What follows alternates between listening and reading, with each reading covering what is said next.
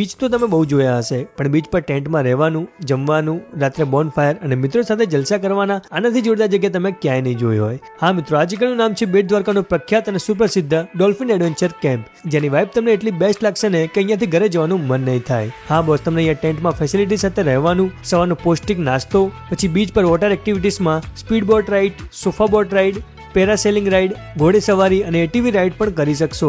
અહીંયા તમને શુદ્ધ અને શાકાહારી લંચ અને ડિનરમાં એકદમ ઘર જેવું જમવાનું મળી રહેશે. અને પછી ઢળતી સાંજે સનસેટના ખૂબ જ સુંદર નજારા જોઈ શકશો.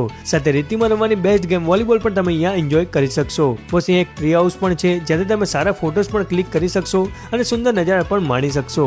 ફોટોગ્રાફીના શોખીન લોકો માટે અત્યંત નવી લોકેશન સાથે 4 ચાંદ લગાવે તેવી જગ્યા છે આ. અને ભાઈ રાત્રે બોનફાયરની મજા જ કંઈક અલગ છે.